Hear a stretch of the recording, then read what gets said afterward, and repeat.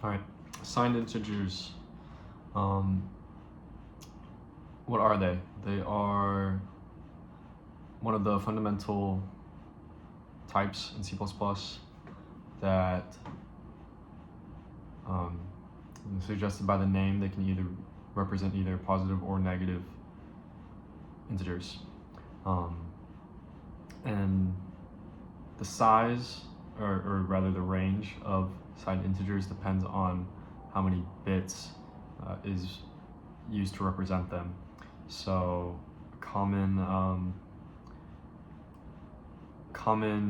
size of a regular integer in C++ is, I think it's 32 bits. So the total range of a signed integer when an integer is 32 bits in size is going to be from -2 to the n-1 to 2 to the n-1, but that's not very helpful in explaining it. So let's shrink the number a bit. Let's just say that we have an 8-bit integer. So one of those bits is going to be used to indicate the sign of the number that it's representing, and then the other 7 bits are going to be used to store the actual value.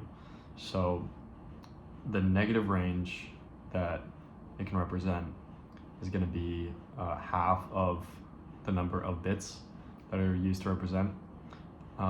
So in our 8-bit example, it's going to be 2 to the 4 is representable in negative numbers. So 2 to the 4 is 16.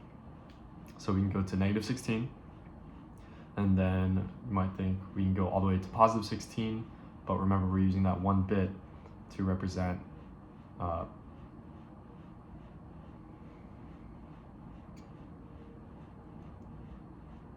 remember if that's right.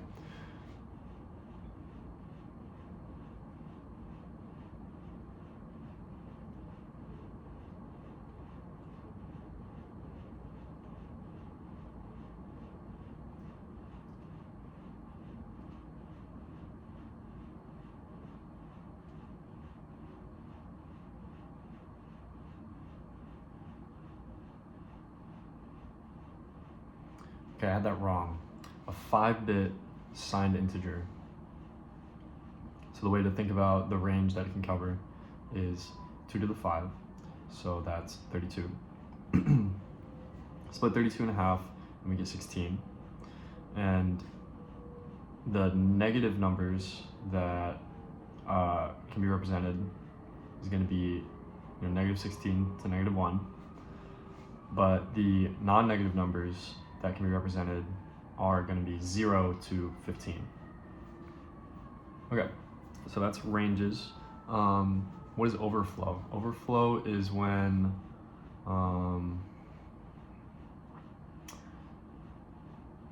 so let's say from that last example where we have a 5-bit integer, we try to assign the number 16 or represent the number 16. And since the positive or non-negative range goes to 15 only, then this is called overflow. Or there's another name for it.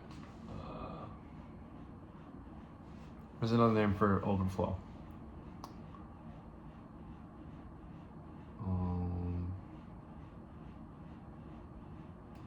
Anyway, this will result in undefined behavior.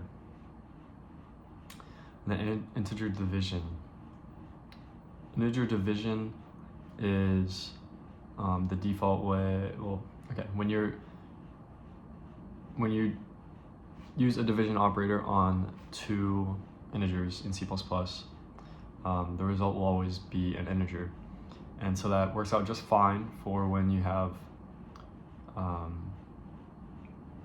a divisor that, or when 2 numbers that go equally into each other. So 20 divided by 5 would be 4, which is, all of those are integers, whole numbers.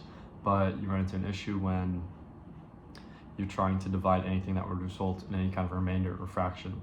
So if you try to divide 3 by 2, then the normal answer would be 0.66 repeating, and then but since both of those operands are integers, then C++ will do integer division, meaning that any fraction or remainder is just going to get dropped.